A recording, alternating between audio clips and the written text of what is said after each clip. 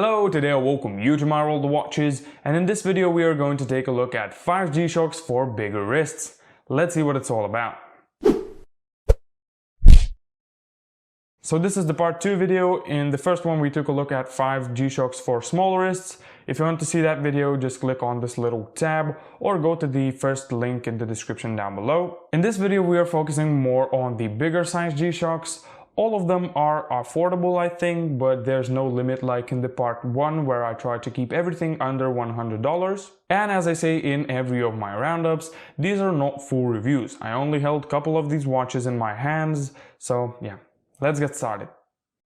So we are going to kick everything off with a classic DW-6900 model. Probably the second most popular G-Shock after the DW-5600. It was introduced in 1995 and has become one of the best-selling G-Shocks in the world.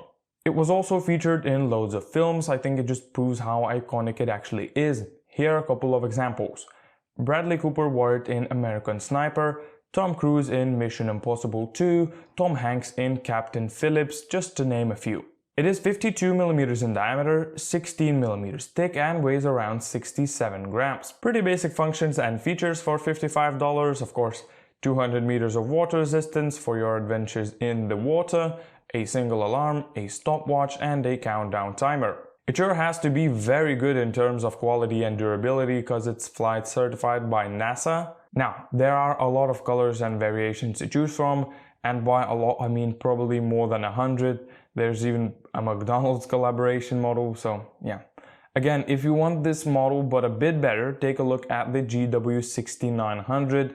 It is tough solar, so a longer battery span, multi-band 6, has 5 alarms and a world time function. A manly watch proven to be versatile and very reliable. Next up on the list is a analog digital model, the GA700. It was introduced in November of 2016 and quickly gained a huge popularity.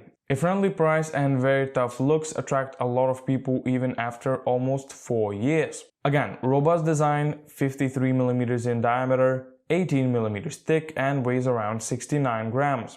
Design-wise, I think they've done a great job. Those wide hands add some sort of futuristic vibe, and what's also great is that there's no crown. When you set the time, the arrows get in place by themselves, and the digital window on the bottom shows the day of the week, month, and the day of the month. Now, when I searched for information about this watch, basing from the design, I thought that it probably wouldn't have that many features, but it actually does. A countdown timer, world time function shows times of 48 different cities, 5 alarms, and a stopwatch. In November, they released, I believe, 3 color variations of this watch, but over the years they added a lot more.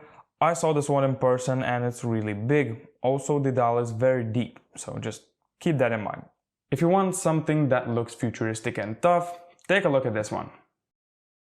The third G-Shock we are going to take a look at is going to be the G7900.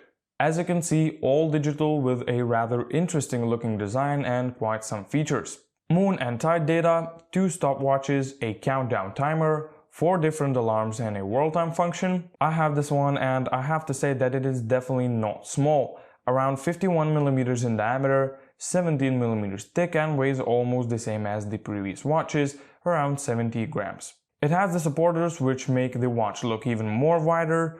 Pretty basic design, but for $64 you get very handy features.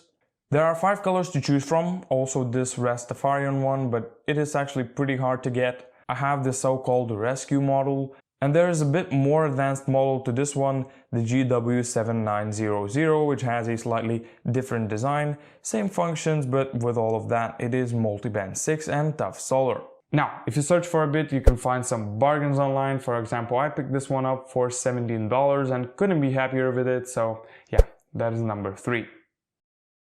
The fourth watch is very well known amongst the watch collectors, the one and only GXW56, aka the King. Well, you can probably see why it is called the King. On the right is the DW5600, which is 43mm in diameter, and the King is almost 54mm in diameter. It looks like they just pumped the regular DW5600 with steroids. Also, it's 17.5mm thick and weighs around 90 grams. It sure is oversized, but also it has quite distinct features. Like for example, it has 2 layers of mineral crystal. The case is made so that the mud can get inside of it. Has a world time function, 5 alarms, a countdown timer, and a stopwatch. So there's one important thing to keep in mind. The GXW56 model that we are looking at currently has a tough solar and multiband 6 features, but there's also a GX56 model which is very similar to this, has the same functions, but it is only tough solar, no multiband 6. So when buying, make sure that you buy the right one, because the difference in price is actually huge. The GXW56 model is more than 2 times the price of the GX56, so you have to really consider if you need a multiband 6 feature for more than $100 plus, and there are again many colors to choose from. If you want something outrageously big, this one is for you.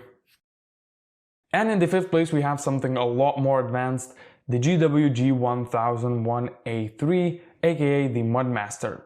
One thing to say right off the bat is that the price is as impressive as the watch itself. The cheapest I could find was on eBay from the seller DealsGuru1 at $460. This one is the most advanced out of all of the Mudmasters, with triple sensor, tough solar and multiband 6 features, and it is probably the most rugged out of all G-Shocks.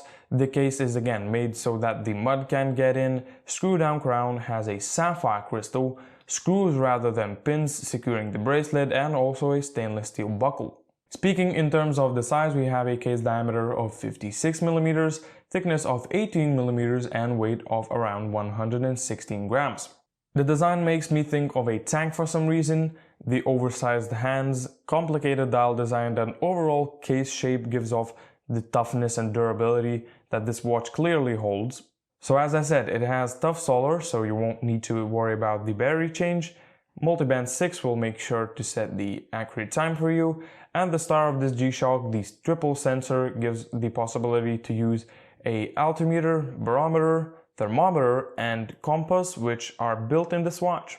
There are also stopwatch, countdown timer, world time functions, and 5 alarms. There's only one more advanced G-Shock that I can think of, and it is the Rangeman, but we won't go into details of it. The reviews of people are also great. Overall, you get what you pay for. So there you go, here are all of my suggestions for bigger sized G-Shocks. And again, if you want to see the part 1, just click the first link in the description down below. Also, all the other links will be in the description down below as well. If you have any suggestions on this topic, leave them in the comment section down below. Maybe even video ideas, leave them there too. And of course, if you like my video, please leave a like and also subscribe to the channel. And also hit that little bell so you'll get notified when I upload a new video. And now thank you for watching. I'll see you next time.